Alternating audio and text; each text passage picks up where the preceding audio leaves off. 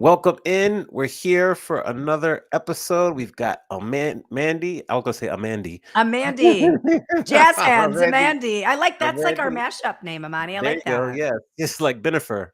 Mm-hmm. Um, so we're here for another episode. How was your weekend, Mandy? What's new? Amani, I'm still in Renovation Nation. We picked out our appliances this weekend, and I was worried about the tariffs. And luckily, the prices didn't jump up as much as I thought they would. So it was awesome. Good. And actually, I think we might be a little under budget. It's still it's much more expensive to buy appliances today than it was 9 years ago when we first bought the house. Yeah. So, but it's great, and we're getting everything that we want.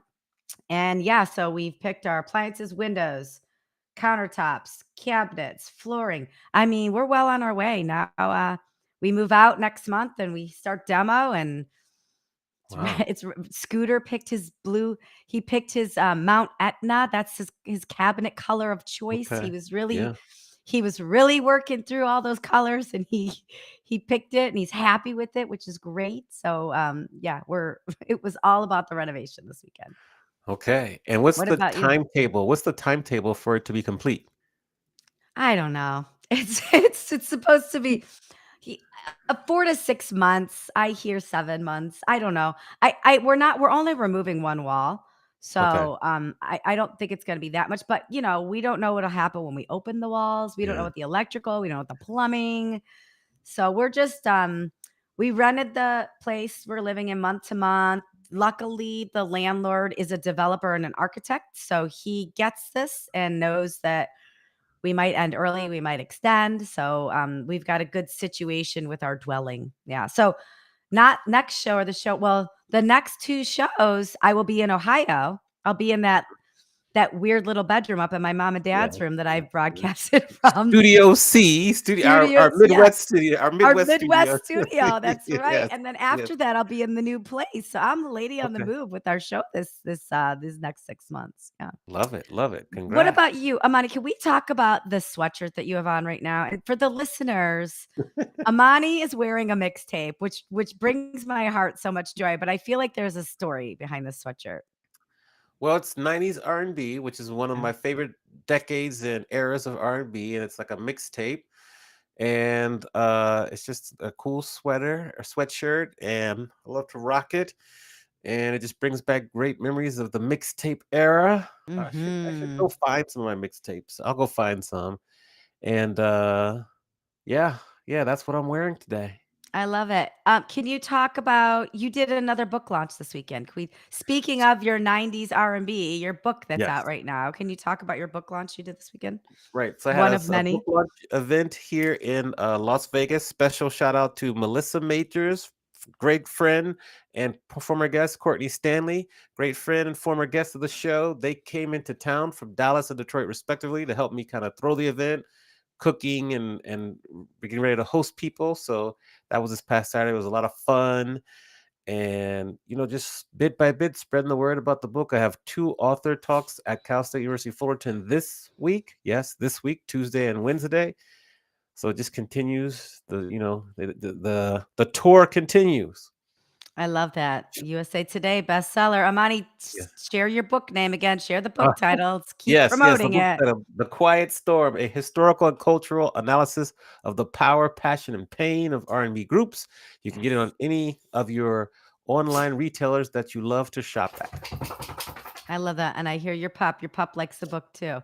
Yes, I he does. We're gonna get him out of here because he's just too big. Uh, Oh, he's cute. Oh, he's yes. cute. So we have a really, really unique and different guest for us today to kind of fill us in on who we get to talk to today. Well, we have a firecracker. I'm so excited. She's with us today. She's coming here live from New York, and she's a leader in our meetings industry. She's a champion and an advocate for women in hospitality, an extremely dynamic human. She is the senior vice president of global sales for Convene. Let's come to the stage, Phoenix Porcelli. Yes, yes. Round of applause here. Round of applause.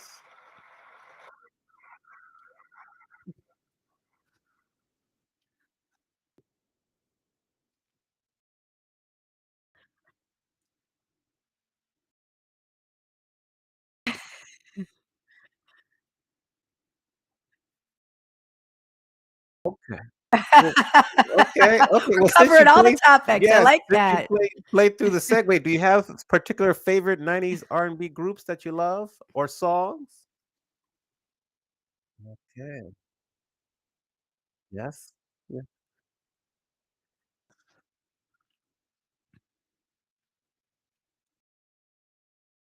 Okay. Okay. All right. We could do a Amani, you should playlist. send her your playlist from the book. In I will. Amani's book, he's got QR codes that you Yeah. could scan, and it's a whole playlist of R&B music. Yeah. Yeah. Okay. I'm gonna add that to okay, we'll add that to our to-do list. I have a fun question to kind of start off our conversation. Um, your name, I love your name. It's very unique, it's very descriptive.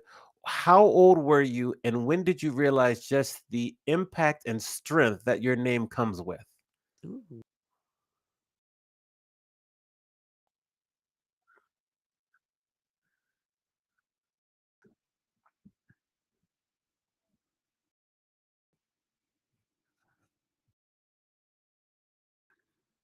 Area, very suburban, affluent area. I was raised by a single mom, and my name is Phoenix. My sister's name is Apollonia, and my baby brother's name is Dante. We went to school in Connecticut, so we stuck out.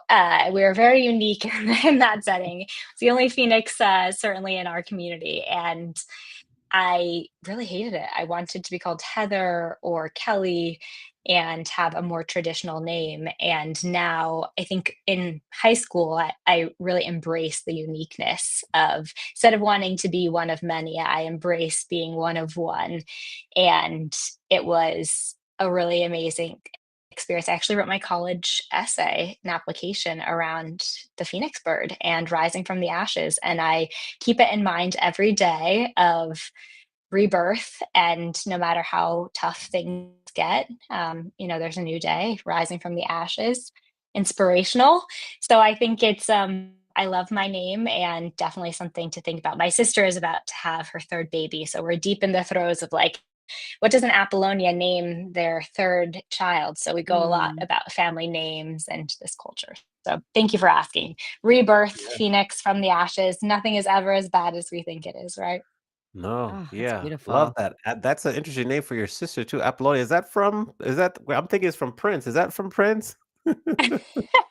Similar, it's the female version of Apollo. It was my mother's first daughter, first baby, rising the sun across the sky. And then I am named after the phoenix bird, Rebirth. I was Yeah. a twin. Unfortunately, my twin passed. So from the ashes and Oh, sadness rose a newborn baby. So something I think okay. about every day. Oh. Awesome. Thank you for sharing. Wow. You Okay. have a unique name as well, Amani. I love your name. Yes, And thank you. Mandy. Mine's not that unique. That's Yeah. beautiful nonetheless. Yes, yes. Take it away, Manny. Where should we begin? Well, I have a question, but now you just sparked something else. I wanna hear about your mom. Like, this unique human, what should we know Yes. about your mom? Like, what is the biggest life lesson you got from her growing up? It sounds like she's a fascinating woman. She is extraordinary. I'm sure myself, like so many of y'all's listeners, are going through this journey of embracing your parents as people, understanding, their flaws, and as they age, supporting them in a different way, and the shift in that relationship. But my mother, I'm first generation. My mom's Sicilian, and she did an extraordinary job. 3 kids in 30 months, so all of our working moms out there, power to you. I don't know how my mom did it, having 3 kids in diapers, but she instilled this work ethic and this confidence in us, in this, like, you could do anything you want, right? Like, there the world, like, be whoever you want, work hard. She was a nurse practitioner that just worked her butt off. She worked as a daytime as a school nurse to have the summers off with us, and then she worked per diem as a visiting nurse after school, and instilled this profound appreciation for hard work in our family and my siblings,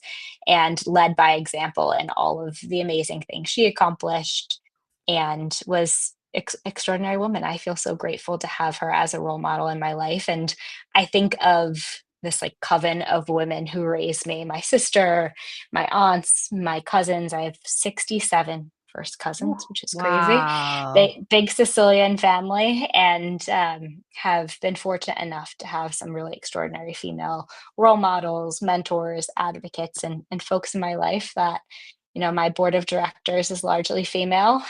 In my personal life, I'm very grateful for their leadership and support.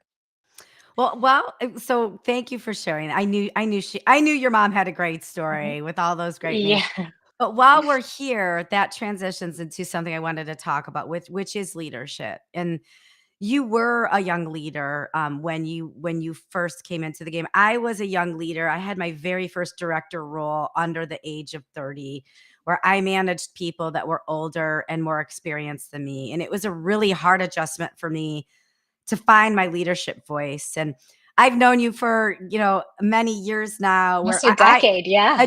more than a decade, where I look at you as a natural leader. And you took the reins at an earlier age than most of your peers and the most of the leaders in the industry. So, what advice do you have for young leaders that find themselves in leadership roles earlier than expected? Or great question. I would say I really have three pieces of advice for young leaders. And the first is listen. I think it's so easy to receive the validation by your organization, by your community. This praise, promotion is extremely validating, right? You're like, oh yes, I'm appreciated, people get it, I'm advancing. And it's so much more important to listen than to talk. And I think that's something now, as a leader, of as my teams have gotten larger, how important, how much less important my voice is, or the importance of your voice in a room really shifts. And it's so amazing to hear from other folks and to feel like you're soliciting feedback, and how empowering that is for other people, for you to be in a meeting and to ask someone like, oh, I'd like to hear from this person, we haven't heard from you yet. So my first piece of advice for young leaders is to listen more than you talk. I used to Mhm. have a little sticker on my computer that said like, ST, to like as a reminder to put. And a good tip for myself is I always put myself on mute in a call when I'm not speaking, so that it is a conscious choice to take myself off mute to speak, and to make it a really deliberate choice to participate in a conversation versus listening first. So, as a young leader, the importance of listening. And when folks share feedback with you, my first leadership role was actually leading a housekeeping team at the Waldorf Astoria. And when they would escalate feedback to me, like, this chair is broken, I can't get these supplies, it was to fix their problems and then to show them you fix their problems and to remind them. And it like reiterates this importance of feedback and this feedback loop. So listen. My next piece of advice as a young leader is something I think we're all more aware of, but to be cognizant of this imposter syndrome around, like, where you're soliciting feedback, when you're soliciting feedback, and how that's supporting your decision making process, and being cognizant of your own kind of self awareness, and to think about, your place in the room. Has someone already said what you want to say? Is this the right time for you to speak up versus speaking up to be heard or to feel like you have a place, or this gravitas of your role? And my last piece of advice for young leaders is to hire for your weaknesses and to build this team, build your own support network as much as you can to develop folks, and to be highly aware of yourself. And hiring for your weaknesses requires you to have this emotional intelligence of, okay, I'm really terrible for me, organization, like administrative. I'm deeply committed to process, but I'm the worst maintainer of it. And so hiring folks around me that are committed to that, keeping the train on the tracks, and that component of it made me a more effective leader and allowed me to be emotionally intelligent enough to recognize where my shortcomings were and to bring folks into my orbit to help me do that. So my 3 pieces of advice for young leaders are to listen first and to be very aware of your weaknesses, your shortcomings, and this imposter syndrome of like, do I have the right to be here? Like, should I say something? Is now the right time? Like, oh, if I could just weigh in here, and how those language choices impact how others perceive you and your success inevitably. And then the third piece is to hire for your weaknesses and to know where you're never, no matter the amount of training, support, you're never going to get there if you're not organized, or you're not great at public speaking, or whatever your weaknesses may be, just to hire for them. Don't try to be Beautiful. all things. That was a snippet of a master class. I'm sure we're gonna clip that. That Yeah. was really good. Now, I want to take a really hard left turn here and talk about Convene. So for My favorite those, topic. yeah, your favorite topic. So those that are listening or those that are watching, what is Convene and why should the meetings world care about it? Absolutely. Convene is a global hospitality company. We design and manage premium meeting event and flexible workplaces throughout the US and the United Kingdom. We have 38 locations in 9 cities. So we provide an alternative to traditional hotel meeting and event space, conference spaces, corporate social gathering spaces, as well as flexible real estate solutions.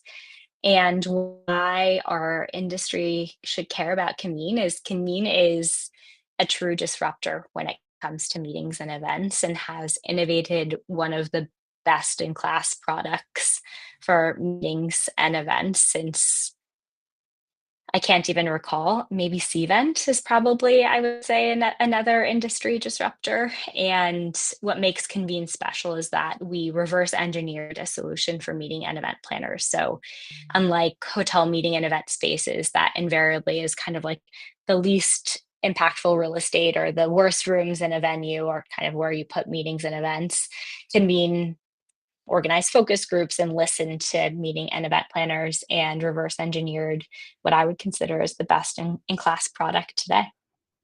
Awesome. And I know like getting clients, I have all my clients, they all want a standalone or they want an alternate venue right now. That's the big question they ask. But then they're also so accustomed to sourcing hotels and everything under one roof. And there's nothing wrong with that. There's a place and a Sure. space for all of these things. But since people are so conditioned to sourcing hotels with meeting space, what questions should meeting planners be asking right now that they might not be thinking about when they're looking at an alternate space or a standalone venue like Convene? Yeah, absolutely. Great question. I would say there's two pieces that I think are particularly important when sourcing, and that's not exclusive to non-resi venues or non-traditional meeting and event venues, but I think it's really important to think about production and event technology. Things like power, load in, freight, rigging, shadow labor, depending on the type of venue you are producing your event at. But in this attention economy, the event production component of your programming is more important than ever to create a lasting impression between the brand. Even something, like a book launch, how are you going to get your items there? How are you going to get your people in there? What does the arrival experience look like? Security is obviously an incredibly important part of meetings and events that I think is part of that non-resi meeting and event sourcing piece of finding the right space. What's the security experience like between protesting, between some of the horrific incidents we've seen in events transpiring this year?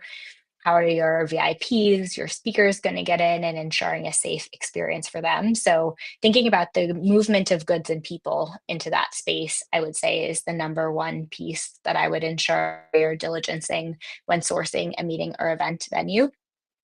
And then two, I would think about, from a budget and financial perspective, what is provided by the venue and what is something, again, that you're going to need to source externally or bring in yourself. So I think one of the benefits of unique venues is that you can do a lot more than, maybe in a traditional hotel or a traditional conferencing space. but just think about how that will impact your budget if you are paying an ancillary fee to the venue to bring in an outside provider, if there's additional costs associated with that, as far as like bringing those components in, and how that's going to impact your budget and your bottom line. So I would ask a lot of questions around freight, any sort of like HVAC fees, any sort of like overtime fees for the teams, folks that are helping support, loading in, loading out, event technology, and then the costs associated with that. Because I think sometimes that can really add up if you are using a unique or a standalone venue. This white box experience is amazing, but at certain venues, it can certainly come with an additional cost. I think Convene provides a great alternative for that in what we provide as part of our services. So we try to anticipate all of that through our product engineering, but it's certainly something to think about when starting the process and sourcing a non-hotel venue if you've never sourced one previously. Okay, Monty, I promise last question and then I'll zip it. I'll zip it. Okay, I'm like I biting promise. at the bit here. Go ahead, man. I know. Okay, you made a choice as a company to do one price per person, which for the most part, I know there's some add-ons for AV but for the most part, what makes it really awesome about booking a Convene is that you try and make as many things as possible at one price per person with the technology and the rental and the food and beverage and the facility and everything. What went into that decision and how has that been received over the years? I know how I've received it, how my clients received it, but I'm just curious from your perspective. Yeah, great question, Mandy. So the delegate daily rate is something that is a bit more typical in Europe or across the pond and less traditional in the United States. Convene made an intentional business decision when we first, over 15 years ago, started in the corporate meeting and events industry because of that feedback from meeting and event planners around the exorbitant costs of technology, outside catering, and the venue fees. We have, and that's something that's certainly innate to our Convene product and through the acquisition of ETC venues as well. We can certainly build an a la carte model and kind of decouple those components that are included in that per person per day price. But the inception, why we did it this way, was to be anticipatory and to make our planners' lives easier, better through our product being inclusive of different components that are required in a meeting and event. So a lot of that was intentionally engineered in an effort to be anticipatory.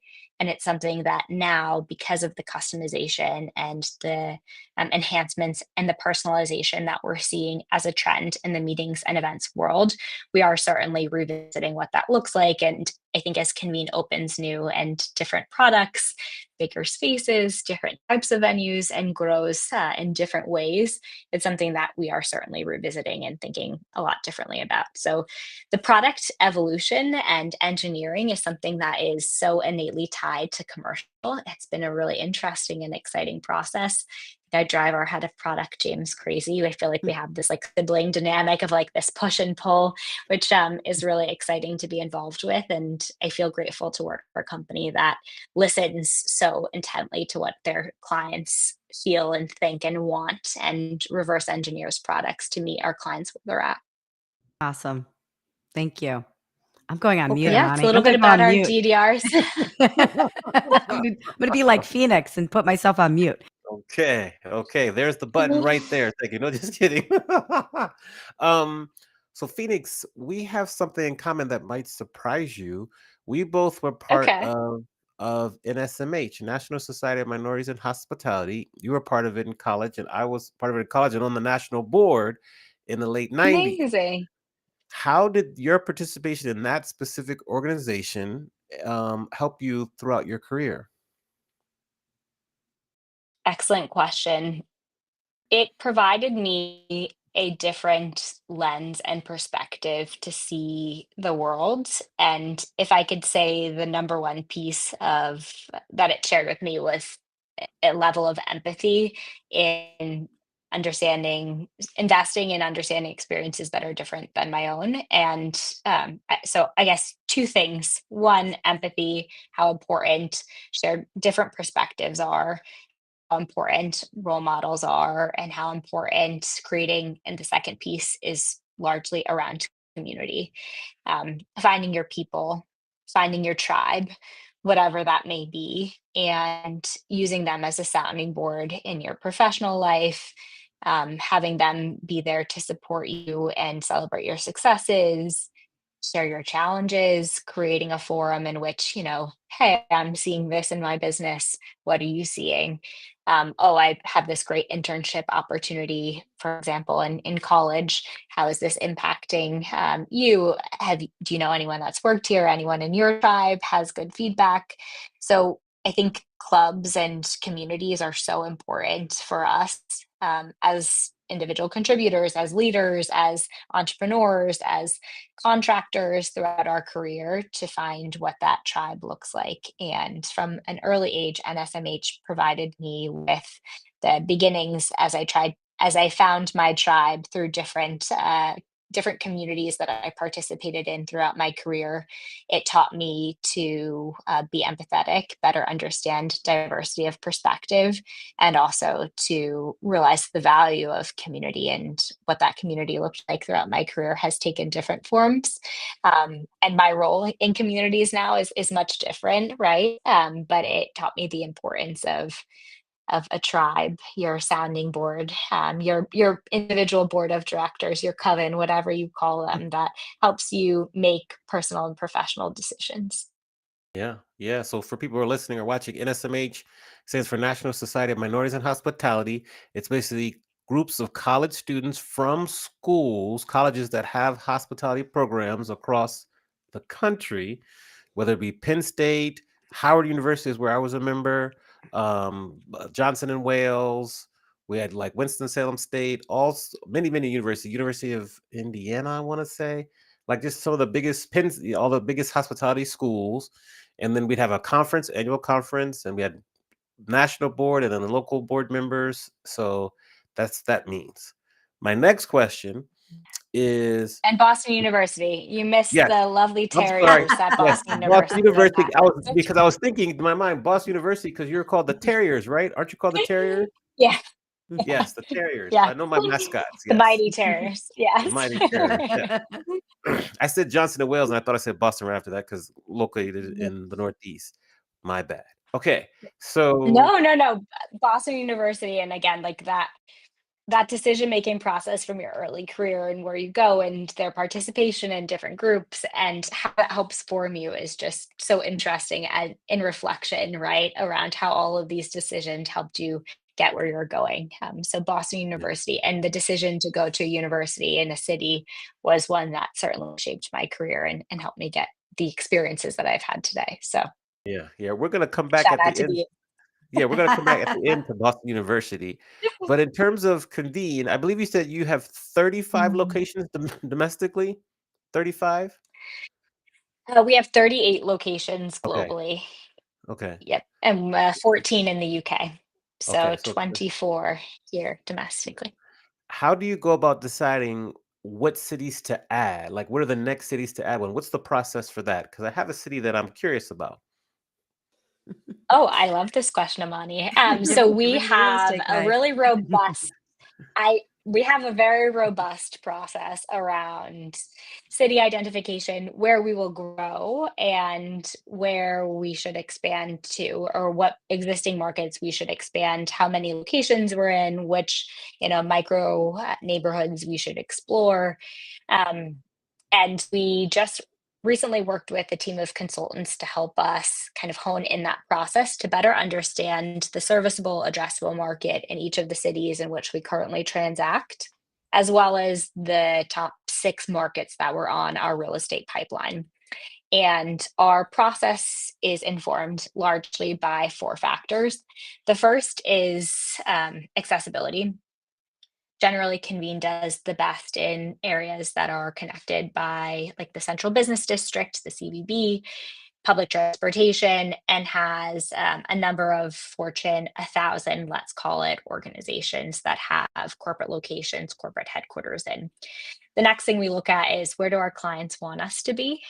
So we have Convene's business is around 80% repeat business, which I think is a testament. Mm. We have the highest net promoter scores of any hospitality company, and are really proud of that, of our client satisfaction. So when our clients tell us to go somewhere, we largely listen and we solicit their feedback quite frequently. We have a client advisory board and we meet with them 2 to 3 times a year to solicit their feedback and input.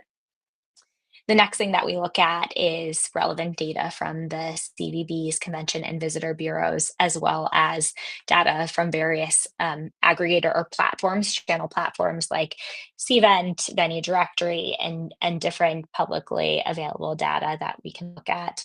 And then the fourth factor that we look at is real estate opportunities. We would love to be in Miami. Unfortunately, the real estate opportunities in Miami right now, it's a really tough time to open a Convene in Brickell or the neighborhoods that Convene would be largely successful in Miami. So if all of those factors are green lights and we get to the fourth factor and we can't find a location which Convene would be commercially viable, sometimes that prohibits us from entering a market. But so walk to me. Where are we going? Vegas? Are we going Yeah, Los that's Angeles?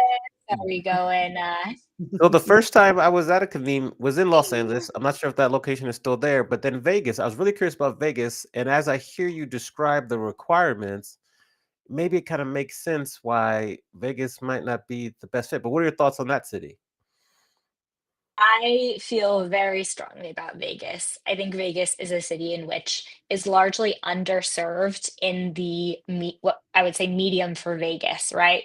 They do conventions so well, their CVB is cranking, right? Like there's amazing shows, they've got extraordinary entertainment. They've done an extraordinary job of marketing the city of Vegas and attracting some extraordinary citywides from other markets. Yeah. And we love that for them. And I think they do a great job of looking after those big events. And then I think there is a lot of like restaurant PDRs and really great locations for up to like 50 or so attendees for some more intimate experiences.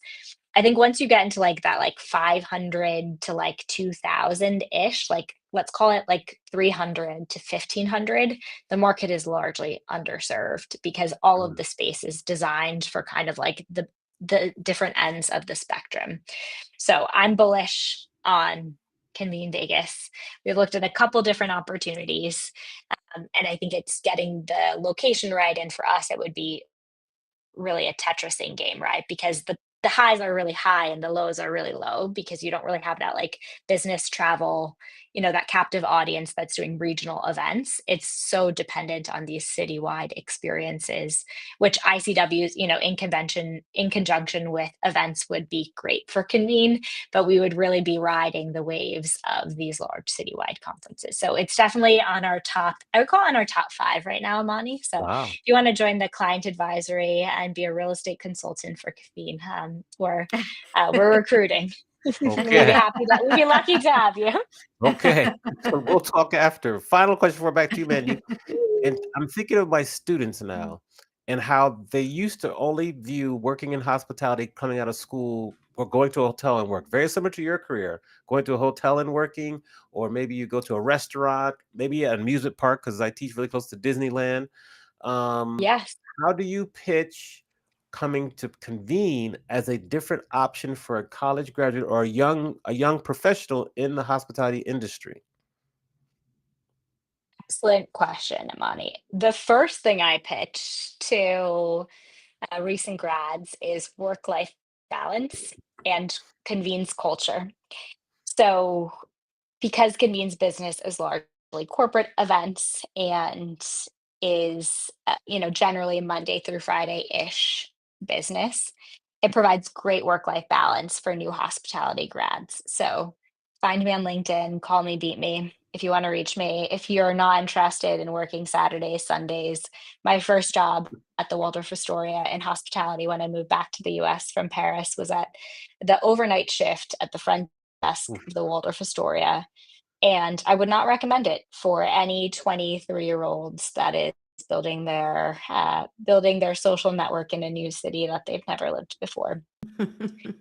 So the first thing I pitched is that Convene is not only an extraordinary place to work for a number of reasons, but the first is, do you want to work weekends? No? Okay. You found your place. And then the second piece that I really talk a lot about is culture. And while having worked for some of these extraordinary legacy hospitality institutions like Hilton, um, and have had many friends who have taken a route towards Hillstone, restaurants, hotels, Convene is a disruptor. Convene is someone that is looking to evolve an industry that has not really evolved much since its inception, right? One of the first businesses in the world is innkeepers, and unfortunately, I don't think that that has evolved too significantly, in the past couple of decades. So Convene is trend setting and really pushing the envelope. So if you're interested in entrepreneurial, if you want to work with really young people that have big ideas that are created, that we have an extraordinary culture that creates communities around supporting that, advancing that. And I would say the last piece that I speak of when I talk about Convene is the ability to grow your career and the number of infinite growth opportunities across any different department that you could be passionate about. If you're interested in real estate, we've got a great team that's assessing the market viability of Vegas at the moment. If you are interested in operations, you can grow from a service technician to a general manager and build your career with a community of like-minded folks that are want to do good work and want to work at a cool place that cares about them as people. And I have been so fortunate enough. I tell my mentees, like, I wish that everybody finds a place like Convene, like a home that supports you as your authentic self, and you can be who you want to be there, and creates an environment that supports being your authentic self, where you can build a career and creates the professional development opportunities to do that. Like continuing education to be sponsored by a corporate institution is so rare that people will be like, oh, you want to cross train and our finance team, come on over. Oh, you want to learn more about operations or corporate technology or infrastructure, amazing, like come join our AV team. So I think Convene has provided a really unique opportunity to do that for me, and I feel so proud of our ability to do that for others that start their career. So those are the three factors that I would advocate for folks that are considering where to go first, how to build your career. Figure out, one, what you want to be when you grow up, and find a place that can help you get there, whether it's learnings or earnings, or preferably both. But to find a place that really supports that work-life balance that you want in your world, which for so long we've been told doesn't exist in the hospitality industry. But it does. I promise it does. And then to find the right culture that fits and that you vibe with, that can support you to be who you are, but also be your best professional self. And then the third, that supports your continuing education and your advancement and challenges you to think differently about things. Well done. Back to you, Mandy. Amani, I feel like there's some synergy between your graduating classes and Phoenix's recruitment situation. I feel like Yes, bring something them might be over. Bring them brewing over. there with Yeah. Professor Amani. Yeah, that's good to know. It's good to know. I think that's important though, Yes. because Amani always talks about how, a lot of his students are the first generation to go to college, Mhm. and hospitality has looked different for their families, and now they're looking at hospitality differently because of the opportunities ahead of them. So I just think it's good for them to see this other way of doing business in the world. I love that. Well, I want to hang here because we talked a little bit about hotels. You talked a little about your real estate team. We're in a space right now in the hospitality world where everybody's changing management, everybody's changing ownership. It's happening at a rapid fire pace. And so many times, at least in my experience, when one hotel company takes over for another hotel company, they put minimal capital into the improvement and they just change a flag. And I feel like your real estate team has an interesting approach to capital and investing in the property once you take it over. So I wondered if you could just share that and share how it might be different than other spots, or even how hotels do it when they take over a new build. Yes. And I love talking about that. I think I just want to touch first on this, Amani. I'm not sure if you feel this way or your students feel this way, but so largely it felt like hospitality was like the service staff. It was like this industry that was not thought highly of. It was not thought as like our best and our brightest in, education, advancement, and having these collegiate programs that are really focused on hospitality training in this intersection of almost I call it marketing and finance or marketing and business because it really does take like the people that have these extroverted, effervescent personalities, but also are passionate about, lots of different types of business administration or management or leadership and provides you the ability to do both. So I'm so grateful for our professors, our educational institutions that have committed to hospitality as like a degree outside of Europe, and I think that that's so important for us culturally. Like, this is not like a, back of house career. Like, this is some place where you can really build an extraordinary, prolific career and experience so many different types of this industry. So, I just want to say that important piece because I think it's almost was looked down on for so long. And I really appreciate that so many of us are changing the narrative about that. But to touch base Cool. on CapEx investment in real estate, I love talking about this. One piece that makes Convene really different, which I would be remiss not to mention, is that we facilitate all of our own technology within our venue. So AV production services is something Convene builds within our demises and maintains, which changes the conversation around CapEx because we all know how quickly technology moves. And it's something that we recognize was so important for our clients to ensure consistency of experience, and that we felt, again, remiss to say, come bring us trust us with your most important events and programming, but go talk to these other people about AV production. And if Mm, something goes wrong, it's not our fault. mm, And for Convene to put our name on something, we wanted to ensure consistency in the experience from contracting, from sales, event delivery on site, food and beverage, audiovisual, as well as, reconciliation financially of the event after the fact.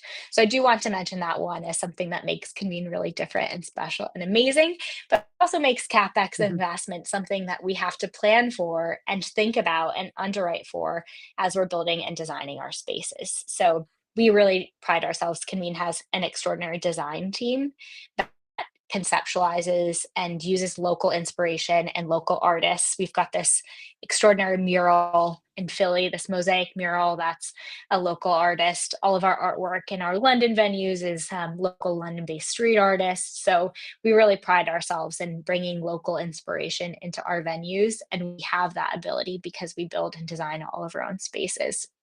But we are on a rolling CapEx investment, and we intentionally, because again, we build and design our own spaces, we select materials that are meant for high wear versus, some other commercial institutions or spaces, even schools. If you try to identify like residential paint or, residential tapestry or wall fixtures, it won't withstand the use of a commercial setting. And so I think that's also important to identify with Convene is we plan for this, we anticipate it, we build our spaces with the use case in mind, and then we build and anticipate that rolling renovation scheduling in our venues and are constantly, again, listening to client feedback. I just came from our venue at 237 Park Avenue, and we just installed this amazing LED wall because clients, there's a pillar in the room. We were getting feedback from clients. The venue opened in 2016. And we're like, okay, we've got our CapEx investment that we've got this.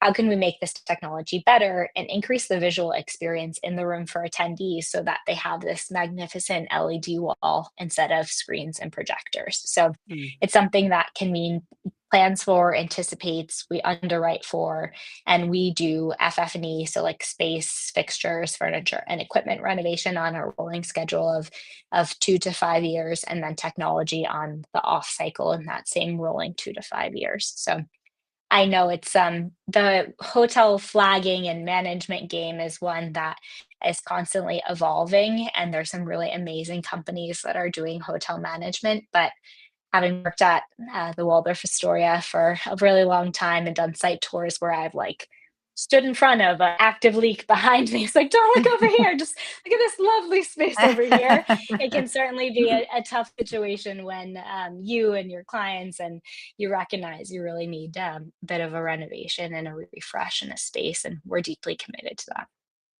Awesome. Great info. Now we've come to the point in the show where we flip the script, Phoenix, and we allow you to ask both myself and Oh, Mandy any question you would like. So, which question?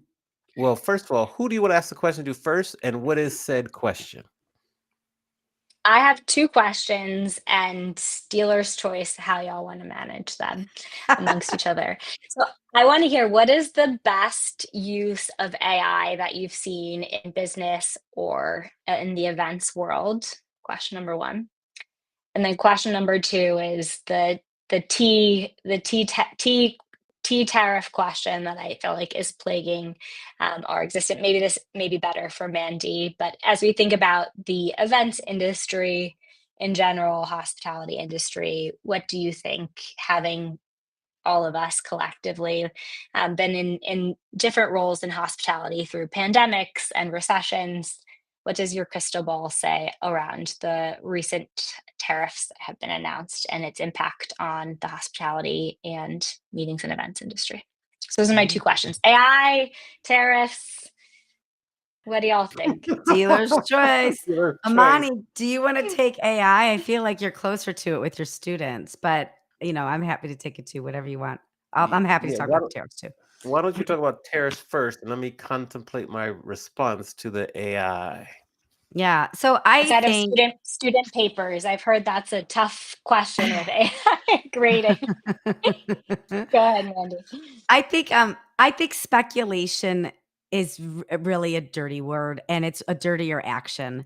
And I think speculation causes a lot of fear. And we Sure. know what's happening right now, right? How long will it happen? We don't know. There's a lot of predictions out there, but what I'm feeling and hearing right now is more speculation than action. Yes, there have been some layoffs in the tech industry, which has been causing some cancellations or causing some numbers to be lower in registration. But from where I sit today on April 7th, I haven't Timestamp. I haven't felt this drastic move of the needle yet.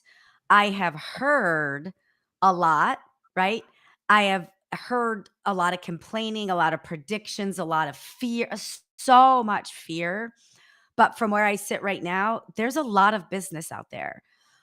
Also, from being in this business in 1999 and 2001 and 2008 and 2020 and today, what I also know to be true is disaster selling is a thing. For what goes up must come down. So everything that dips right now, there is some equal business that is out there that benefits from this time frame. So I would really encourage salespeople to go out there and find what those businesses are.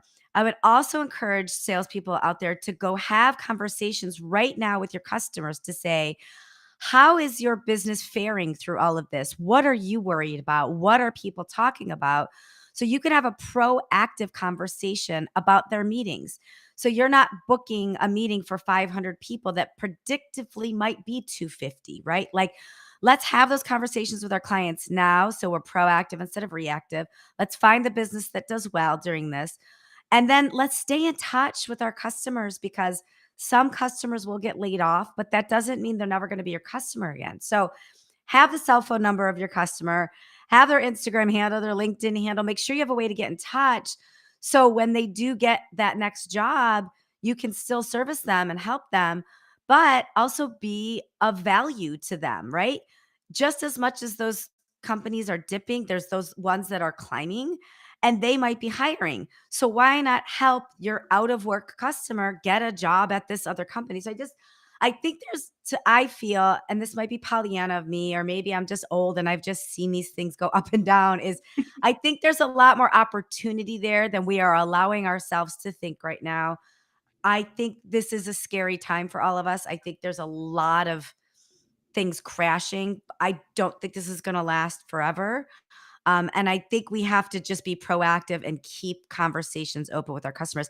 And I think, so that's, me with customers. If I were a hotel or venue right now, I would forecast some change, right? Like I would forecast, hey, numbers might be dipping. What does that look like for us operationally? What does that look like for us staffing?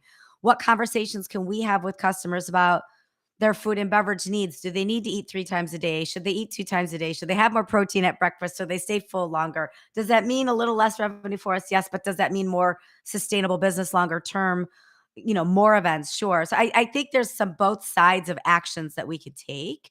And I just think we just have to be wise about speculation versus actual like action that's happening. It's really easy for a company to make a decision based on fear versus makes Mhm. based on a decision of a really healthy company that's doing well. And, it's great to be cautious. It's good to be smart.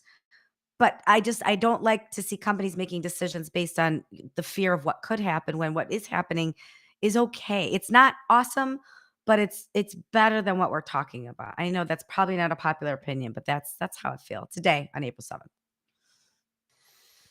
Okay, Yeah, we'll great go answer. from that to AI. So, yeah, it's a sticky situation, particularly in education and music industry, which is kind of two of the main areas I focused on. And I think the best uses I've seen are when it's used to supplement creativity, not replace creativity, but to supplement creativity or to help come up with a solution. For example, I've seen some students work on a project, and just a real quick example, like a big issue in the music industry is properly um, properly attributing the individual artist to specific songs. Blockchain is a really good solution. So I've seen um, some people say, how can we use blockchain to help solve this issue? What ideas? And then be based on what we've entered in the prompts we entered in the past between AI, has come up with some pretty interesting solutions. So I think as a yeah, as a let's say an assistant, so to speak, it kind of works. But when it comes to writing the papers, I mean, it's so funny now. Like students, if you want to use AI to write papers or do stuff, I mean, we can tell there's different little apps we can tell to see Yeah. that. But when it comes to like presenting, you can't use AI when you're presenting in front of a group. Like, and that's where I'm going to really grade you the hardest on and offer you the most room for growth is when you are presenting in front of a group. And so AI is not going to save you then. You need to kind of figure that out and be able to talk and present. So that's my thoughts right there. Mandy's having a few little issues with her sound. But yeah, so that's my thoughts. Now, I love that. Yeah. I have a follow-up question for you. So the follow-up is, Mandy, still no sound? No sound. Okay, so the follow-up is for you, if we're going to go back to Boston University and talk to Yes. Phoenix just as she's graduating, give her advice based on everything you've learned so far. What advice would you give your younger self based on everything you've learned? More fun. Oh, tell us more about that. So I think that when you're ambitious and motivated and know what you want to do and what you want to do when you grow up, it's so easy to be really focused on advancement, what's next, your professional career. And I wish I had had more fun along the way. And so I think that would be my first piece of advice now, looking back on my youth, looking back on my early career. Mhm. I spent so much time worrying around, what's going to happen, my advancement. And I wish I'd spent more time enjoying the moments that I was in and the experiences I was in and being present versus thinking and worrying about the future, which is a safe place to say now, having accomplished so much in my early career. So maybe it was some of that, being cognizant of it that pushed me, but I am hyper aware of my experiences, and I wish I had lived more in the moment when I was Mm. early in my career and planning events in Paris and being at the Waldorf and having these extraordinary transcendent, I read about some of the events we hosted at the Waldorf now in professional publications, and it's like I was there, but I wish I had remembered it and like been present. So I think my first piece of advice to my younger self would be have fun, live in the moment. It's not just about the destination. The journey is just as important. Okay. All right. And yeah, that would be my advice to my younger self. Very good. Mandy, close us out. Well, I want to know, you've spent an hour with us, which we really appreciate, and you do so much to advocate and lift up your team and other people in the industry. How can we lift you up? How can we support you as you continue on your adventure? Supporting Convene, getting the word out, hosting extraordinary events with us, recommending us to your clients, your friends, your next book release, your communities. Convene is a great place. Your students. Convene is an extraordinary place to build your career. It's a once in a lifetime place to host events. We're opening new locations in New York, in London, in San Francisco, and throughout the world. So support Convene, and that would be my recommendation on how to help us, is helping my amazing team and all of these extraordinary folks that bring the best events in the world to life within our venues every day. Oh, can we talk about Hudson Yards really quick? What's the Yes. update on the Hudson Yards venue? This is going to be really spectacular. What's the update, and when is it opening? Yes. About it. The update is Convene 30 Hudson Yards is opening, soft opening mid-July. Official opening is early September. Join us. Official invite September 10th will be an opening party for the books. The space can accommodate just shy of 800 attendees in the main session space on the 23rd floor of 30 Hudson Yards. Panoramic views from the Empire State Building to the Statue of Liberty and to Central Park. And it will be state-of-the-art, extraordinary space in one of the best neighborhoods in the city. So Convene 30 Hudson Yards opening in a couple short months, and we can't wait to host our amazing clients there. Awesome. Thank you. I feel in the know. Thank you. You are. Yes, you heard it here first. Yes. Well, we appreciate you spending over an hour of your time with us. So we just want to continue to learn more about Convene and watch as you and the brand continues to grow. So, thanks for the update. We'll talk offline about that real estate item that we brought up too. So we'll talk about that. But just another round of applause for you being with us. And then we're going to put you in the green room really quickly, and we'll be right back. So round of applause here for Phoenix. Thank you for having me. Awesome. Mandy, another great show is complete. Who do we have to look forward to next week? Okay, next week we have a return guest, but Ooh. she's got a new business. Okay. So we have Teresa Marie Howes, who was who was with us 2 years ago, when she was the founder of the great meal delivery service. It's not the Skinny Kitchen. It was a kitchen that I can't remember the name of it, but she's starting a new community, a networking community for professional women called Twine. And she will be with us next week to talk all about that and share what's happening in the world of wellness and in the world of women supporting women.